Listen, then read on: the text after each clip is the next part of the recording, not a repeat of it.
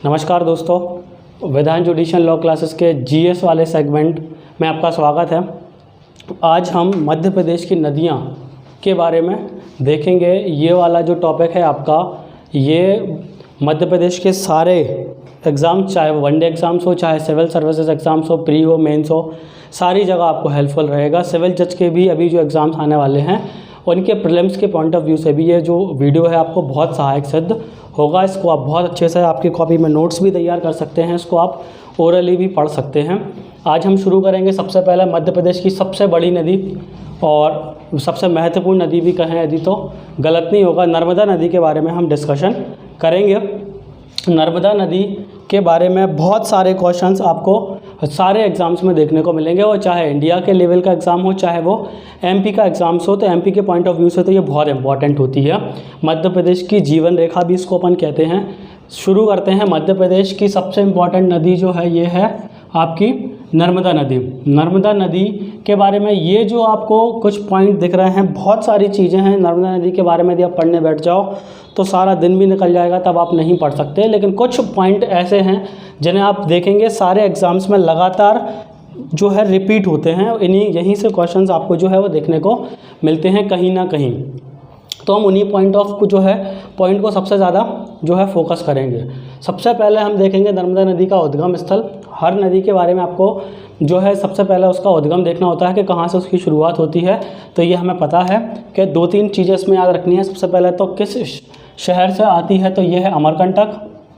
अमरकंटक से इसका उद्गम होता है। अमरकंटक किस ज़िले में आता है, तो ये भी आपका पूछा जा सकता है कि किस ज़िले से निकलती है, तो ये है आपका अनूपपुर। ठीक है, जिला अनूपपुर, और जगह का नाम है अमरकंटक। और मैकाल पर्वत श्रेणी, यदि आपसे पर्वत श्रेणी के बारे में पूछता है, किसी भी नदी का उद्गम जो होता है वो किसी न किसी पर्वत या पठार से होता है। तो ये जो आपका पर्वत है ये है मैकाल पर्वत श्रेणी से निकलती है। तो उद्गम में 3 चीज़ें आपको याद रखना है। एक तो अमरकंटक पूछा जाता है, कहाँ से निकलती है, तो अमरकंटक से। किस जिले से निकलती है, अनूपपुर से निकलती है।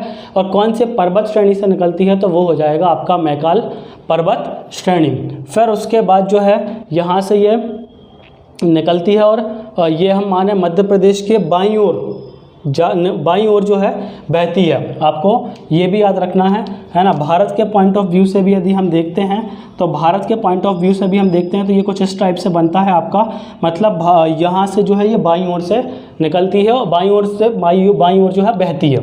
उसके बाद हमें इसकी लंबाई थोड़ा सा देखना होता है। लंबाई कितनी है, तो इसकी टोटल लंबाई जो है वो है 1312 या 1312 किलोमीटर, जिसको यदि हम मध्य प्रदेश के पॉइंट ऑफ व्यू से देखते हैं तो मध्य प्रदेश में मतलब लगभग 90% जो है ये बहती है। और 1077 किलोमीटर बहती है। ये भी कई एग्जाम से पूछा गया है। मध्य प्रदेश की नर्मदा की मध्य प्रदेश में लंबाई कितनी है ना। तो ये कितनी है, 1077 किलोमीटर आपको देखने को मिलेगी। फिर उसके बाद जो है इसके अन्य नाम भी आपको याद रखने हैं। अन्य नाम में आप देखते हैं कि सबसे ज़्यादा जो फेमस नाम है वो है उसका नामादूस। और भी अन्य नाम के बारे में यदि हम बात करें तो मैकलसुता और रेवा, ये बहुत फेमस नाम है। इनमें से सबसे ज़्यादा जो आपको याद रखना है वो है नामादोस। एक भूगोलवेत्ता हुए हैं जिनका नाम था टॉलमी। हम जब ज्योग्राफी पढ़ते हैं तो इनके बारे में हमें ज़रूर पढ़ना होता है।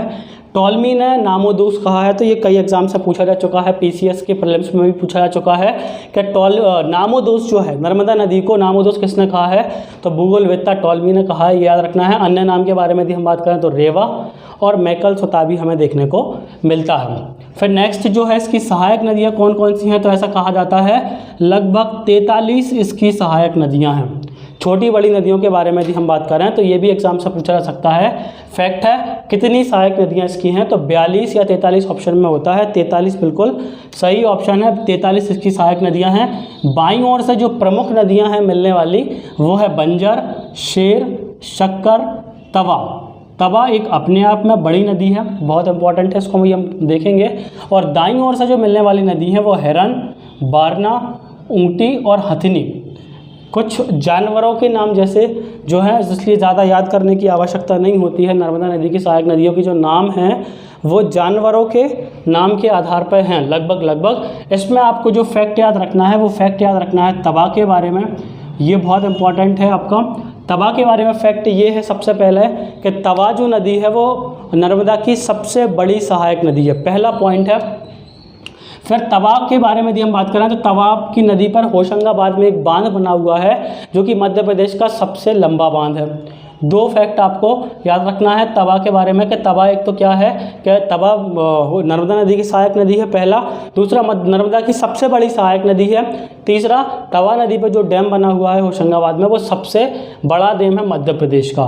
फिर आपका जो नेक्स्ट आता है वो है नर्मदा नदी पर कौन कौन से शहर जो हैं बसे हुए हैं। ये तो बहुत बार पूछा जा चुका है, रेलवेज़ में भी आ चुका है। अमरकंटक से तो निकलती है, ये तो हमें पता ही है, तो अमरकंटक बसा है। फिर नीचे खंडवा के पास एक छोटा सा शहर है नेमावर, उसको कहते हैं। ये जैन तीर्थ स्थल भी है, उसको आप याद रख सकते हैं। नेमावर कहाँ पे है? जो है खंडवा में स्थित है, खंडवा खरगोन के बीच में स्थित है। और ये जो है वो कहाँ पे है? आपका नर्मदा नदी के किनारे बसा हुआ है।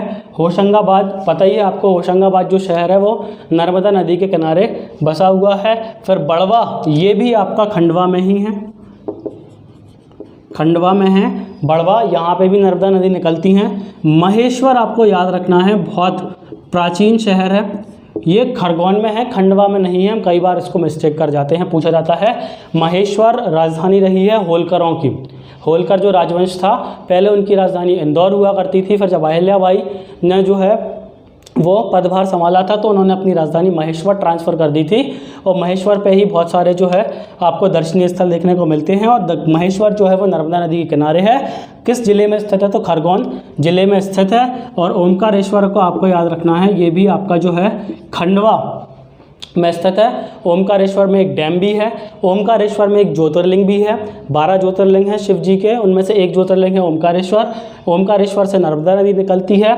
और नर्मदा नदी और ओमकारेश्वर जो है ये किस ज़िले में स्थित है? तो मध्य प्रदेश के खंडवा ज़िले में आता है। ये चीज़ आपको याद रखती हैं। एक चीज़ और है जो नदियों पे आपको इम्पॉर्टेंट है, जितनी भी नदियाँ हम पढ़ते हैं उनमें सारी नदियों में आपको उनके फॉल जो होते हैं वो आपको याद रखने होते हैं। और उन पे जो भी परियोजनाएं चल रही होती हैं इम्पॉर्टेंट होती हैं, ये सारे एग्जाम्स में आपकी पूछी जाती हैं। जो फॉल आपको पढ़ने हैं नर्मदा नदी के, वो सबसे पहला फॉल है आपका कपिल धारा और दुग्ध धारा। ये दोनों आपके अनूपपुर ज़िले में स्थित हैं। वहीं पे आपको जैसे ही निकलती है कुछ किलोमीटर बाद ही ये फॉल आपको देखने को मिलते हैं। एक बार प्रीलिम्स में 3 मार्कर में भी पूछा जा चुका है नर्मदा नदी के फॉल के बारे में। तो आपको किन्हीं भी 3 फॉल के बारे में लिखना है। कपिल धारा, दुग्ध धारा अनूपपुर ज़िले में है। और सहस्त्र धारा महेश्वर, हम महेश्वर बता ही चुके हैं कि महेश्वर कहाँ पे है, तो ये आपके खरगोन ज़िले में आपको मिलेगा। और कौन सा जो है फॉल बनाएगा, ये सहस्त्र धारा कहलाता है। फिर है एक भेड़ाघाट। भेड़ाघाट बहुत फेमस है, कोई दिक्कत की बात नहीं है। ये भी 3 मार्कर में पूछा चुका है मेंस में। जबलपुर में है, सभी को पता है। और ये दूध सागर भी क्या, मतलब यहाँ से जो है बहुत ज़्यादा धुआं निकलता है, धुआंधार जलप्रपात भी कहलाता है ये। ठीक है, तो भेड़ाघाट जबलपुर में स्थित है। एक और फॉल जो है वो हमें याद आता है, वो है मंदाता। ये भी आपके खंडवा में स्थित है, आपको याद रखना है। मंदाता फॉल कहाँ पे है? नर्मदा नदी पर स्थित है और खंडवा ज़िले में स्थित है। मंदाता उसका नाम है। नेक्स्ट परियोजनाओं के बारे में हम बात करते हैं कि कौन कौन से डैम हैं जो नर्मदा नदी पर बने हुए हैं। बहुत सारे डैम हैं, एटलीस्ट छोटे बड़े डैम मिला के भी देखें तो 100 से भी ज़्यादा डैम नर्मदा नदी पर बने हुए हैं। ये आपको ध्यान रखना है इनमें से। लेकिन हम ये 3 या 4 डैम के बारे में पढ़ते हैं जो बहुत इंपॉर्टेंट है, कई बार एग्जाम से पूछे जा चुके हैं। जिनमें से सबसे इम्पॉर्टेंट है आपका वर्गी डैम।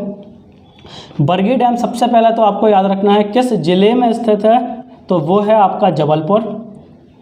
जबलपुर से आप आगे जाओगे 10 किलोमीटर तो आपको वर्गी डैम मिलेगा। और ये भी आपको, यदि आपको अनदर थोड़ा सा अच्छी जानकारी रखनी है तो आपको याद रख सकते हैं 100 मेगावाट की बिजली का उत्पादन वहाँ पे होता है। बरगी डैम है, बड़ा डैम है, पर्यटक स्थल भी वहाँ पे देखने को पहुँचते हैं। नेक्स्ट है इंदिरा सागर डैम। इसी को पहले पुनासा डैम भी कहते थे। पहला पुराना नाम इसका पुनासा डैम है और नया नाम जो है वो है इसका इंदिरा सागर। नर्मदा नदी पर परियोजना है और इस पर 1000 मेगावाट की बिजली का उत्पादन होता है। और पुनासा डैम जो है ये मध्य प्रदेश के खंडवा ज़िले में स्थित है, ये आपको याद रखना है। ओमकारेश्वर परियोजना, ओमकारेश्वर हम पढ़े थे अभी कि ओमकारेश्वर जो नगर है, शहर है, वो नर्मदा नदी के किनारे है, इसलिए वहाँ पे एक डैम बनाया गया है, ओमकारेश्वर के नाम से ही बनाया गया है। वहाँ पे 520 मेगावाट की बिजली का उत्पादन होता है और ये भी किस ज़िले में स्थित है, तो आपको याद रखना है खंडवा ज़िले में स्थित है। पूछा जाता है कि ओमकारेश्वर डैम कहाँ है, तो खंडवा में है। और एक और है महेश्वर बांध, बता चुके हैं महेश्वर भी कहाँ पे है, तो ये खरगोन ज़िले में स्थित है। और महेश्वर में भी एक बांध बना हुआ है महेश्वर परियोजना के नाम से, वहाँ पे 400 मेगावाट की बिजली का उत्पादन होता है। और सबसे जो प्रचलित कहें हम इसको या फिर फेमस कहें, सरदार सरोवर परियोजना जो नर्मदा नदी पर है, जो कि सबसे विवादित परियोजना भी है नर्मदा नदी की, ये भी आपको याद रखना है। ये मध्य प्रदेश में नहीं है, ये गुजरात में स्थित है। बहुत समय से इस पर जो है विवाद चल रहा है। इसके बारे में बहुत सारी चीज़ें, इसके विस्थापितों से बहुत सारे गांव, चूँकि ये बहुत बड़ी परियोजना है, जवाहरलाल नेहरू ने अपने समय लगभग 1964 के समथिंग इसकी नींव रखी थी और आज तक अभी भी ये पूरी तरह से कंप्लीट नहीं हो पाई है। किसी को मुआवजा नहीं मिला है, कि विस्थापित जो हुए लोग हैं उनको आवास नहीं मिला है, उनके रोजगारों की जो समस्या थी विस्थापितों की, उसको नहीं सुलझाई पा सकी है। इसलिए मेधा पाटकर का आप नाम सुना होगा, मेधा पाटकर, इनका नाम जुड़ता है। ये विस्थापितों के लिए काम करते हैं, इनका भी कई बार पूछा जा चुका है फिल्म्स में, है ना। तो ये सरदार सरोवर डैम जो है वो गुजरात में है, लेकिन नर्मदा नदी पर बना हुआ है। इसकी ज़्यादा परसेंटेज यूज़फुल में मध्य प्रदेश और गुजरात की है। और यदि हम बात करें तो ये मध्य प्रदेश, गुजरात और राजस्थान की भी परियोजना है, आपको याद रखना है इसके बारे में, ठीक है। तो ये था आपका नर्मदा नदी।